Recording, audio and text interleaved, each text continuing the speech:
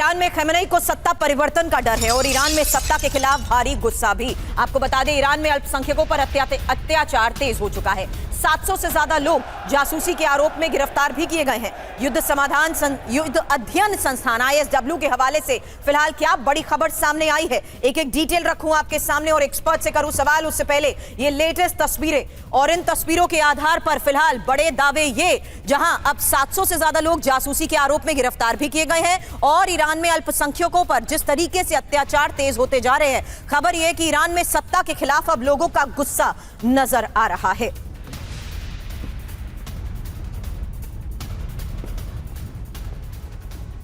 तो फिलहाल सत्ता परिवर्तन का डर और ईरान में बड़ा अत्याचार। खबर क्या है? अल्पसंख्यकों को शक की नजरों से देखा जा रहा है। ईरानी सत्ता को विश्वासघात होने का शक है और सैन्य और परमाणु अड्डों की जानकारी लीक करवाने का भी शक है। हालांकि 12 दिनों के युद्ध के बाद स्थिति बदली जरूर है। अब हर विरोध प्रदर्शन पर भी बारीक नजर रखी जा रही है। मोसाद के एजेंट बताकर ही 700 लोगों की गिरफ्तारी का भी दावा किया गया है। लेकिन इस बीच जो हालात बने हुए हैं, इस बारे में चर्चा करती हूँ। कैप्टन रिटायर्ड अखिलेश सक्सेना रक्षा विशेषज्ञ के तौर पर हमें ज्वाइन कर चुके हैं और फॉरेन मामलों के जानकार पथिकृत पायन इस वक्त हमें ज्वाइन कर चुके हैं। मनीष मेरे सहयोगी इस वक्त स्टूडियो में हमारे साथ है। मनीष, चेंज ऑफ रिजीम भी तो एक टारगेट था, क्या उसी के तहत आपको लगता है कि आज की ये तस्वीरें उस और संकेत कर रही है कि कहीं ना कहीं इजरायल आने वाले वक्त में इस मकसद के तहत भी आगे बढ़ सकता है? देखिए, अब से कुछ घंटे के बाद प्रधानमंत्री नेतन्याहू और प्रेसिडेंट ट्रंप की मीटिंग होगी और उसमें फेज 2 पे डिस्कस होगा। यानी कि 12 दिन के युद्ध के बाद सीज फायर तो हो गया है, लेकिन उनका टारगेट पूरा नहीं हुआ है। हाँ। और टारगेट वही है कि रिजीम कैसे चेंज किया जाए, किस तरह से ईरान के सुप्रीम लीडर आयतुल्लाह खमनई को हटाया जाए। अब दोनों तरह की बातें हैं। एक थ्योरी ये भी कहती है कि इस अटैक के बाद उनकी पकड़ और ज्यादा मजबूत हुई है सत्ता पर और बहुत से लोग जो उनके पहले विरोध में थे अभी फिलहाल उनके समर्थन में खड़े दिखाई दे रहे हैं पॉलिटिकली। वहीं दूसरी तरफ बहुत सारे दावे ये भी किए जा रहे हैं कि अब अच्छी खासी उनकी सत्ता में जो पकड़ थी वो कमजोर हुई है क्योंकि IRGC के टॉप कमांडर मारे गए। इन दोनों चीजों से अलग मुझे ऐसा लगता है कि नेतन्याहू और ट्रंप यही कहेंगे। ट्रंप कहेंगे कि तुम गाजा में किसी तरह सीज फायर कर लो ताकि मैं बंधकों को रिहा कर दूं, लेकिन बदले में नेतन्याहू मांग करेंगे कि मुझे दोबारा से ईरान पर अटैक करने दीजिए। क्योंकि देखिए, इजराइल क्या सोचता है? इजराइल सोचता है यही मौका है जब ईरान सबसे अधिक कमजोर है, कंफ्यूज है और इस मौके में अगर दोबारा एक धक्का और लगाया जाए तो फिर इस रिजीम को चेंज करने का जो सपना है उसके करीब पहुंचा जा सकता है। से ये सवाल किया था कि आखिर क्या ये दूसरे टारगेट को देखते हुए, क्योंकि 2 टारगेट्स के तहत हमलों को इजराइल ने अंजाम दिया था। पहला, न्यूक्लियर असेट्स को नुकसान पहुंचाना ताकि वो न्यूक्लियर मिशन में आगे ना बढ़ सके। दूसरा, चेंज ऑफ रिजीम। अब चेंज ऑफ रिजीम को देखते हुए ही अगर ईरान में खमेनी का विरोध प्रदर्शन तेज हो रहा है तो इसका मतलब क्या है, इसके संकेत क्या है? एक्सपर्ट्स के साथ भी करूं बात। उससे पहले इस वक्त की लेटेस्ट तस्वीर आपको दिखाती हूं उस फ्रंट से जहां अब इजराइल ने किस तरीके से गाजा के फ्रंट पर बड़े स्तर पर हमलों को अंजाम दिया है और ये राफा में एक स्कूल को उड़ा दिया गया है। एक लेटेस्ट खबर सामने आई है जहां मिसाइल हमले से स्कूल कैसे तबाह हुआ, ये देखिए तस्वीर। हमास लड़ाकों के छिपे होने का शक था। आपको बता दें, लगातार जिस तरीके से राफा में हमलों को अंजाम दिया जा रहा है, दावे ये किए जा रहे हैं कि ये वो लोकेशंस हैं जहां पर हमास के लड़ाकों ने शरण ले रखी है। फिलहाल दावा ये और खबर ये कि एक स्कूल को उड़ा दिया गया है। मिसाइल हमले से स्कूल को तबाह इसलिए किया गया क्योंकि हमास के लड़ाके यहां पर छिपे हुए थे।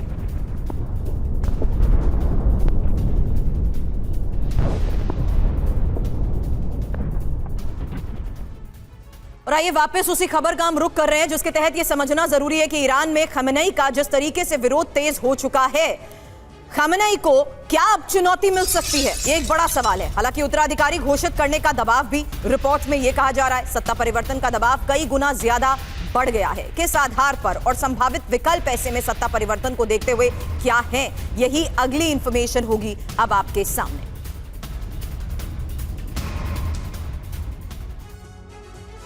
तो ईरान में सत्ता परिवर्तन, 5 संभावित विकल्प, जहां पहला विकल्प अमेरिकी हस्तक्षेप से सत्ता में बदलाव, दूसरा विकल्प अतिरिक्त सैन्य राजनीतिक तख्तापलट। हालांकि विकल्प नंबर 3 ईरानी राजनीति के जरिए सत्ता परिवर्तन और चौथा विकल्प जहां खमेनी की शांतिपूर्ण विदाई, पांचवा विकल्प ईरान में विद्रोह और जन क्रांति।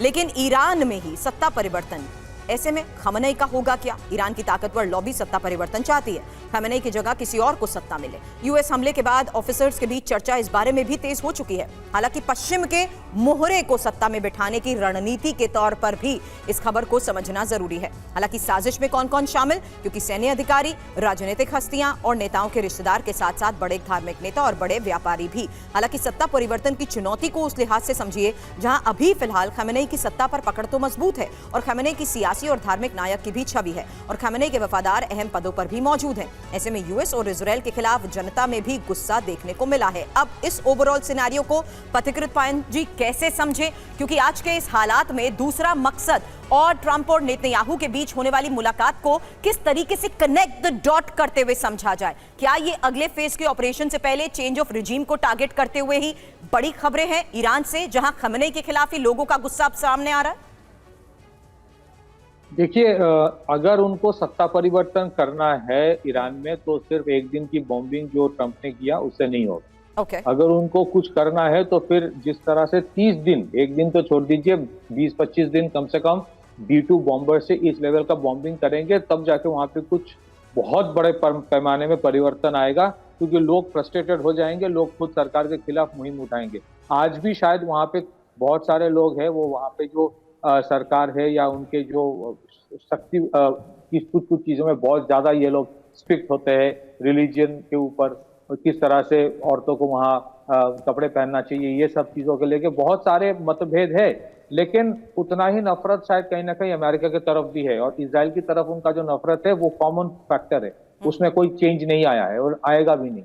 तो अगर बहुत सारे लोग वहां पे, हो सकता है कि खमेनी का जो रूल है ये इस तरह की स्ट्रिक्टनेस इसके खिलाफ है, लेकिन बाहर आके बोलने से डरता है उनको, क्योंकि उनको अभी भी लगता है कि रेजिम में शायद बहुत सारे लोग मर गए, लेकिन फिर भी अभी भी बहुत स्ट्रांग है, अभी भी बहुत उसकी कैपेसिटी है।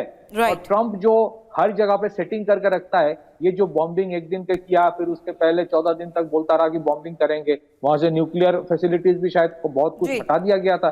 तो इस तरह से होता नहीं, और हर जगह पे मैं ये ट्रंप को सबसे ज्यादा अच्छा जो चीज आती है वो है कि हर किसी को टैरिफ का थ्रेट मारो कि मैं टैक्स लगा दूंगा, टैरिफ लगा दूंगा।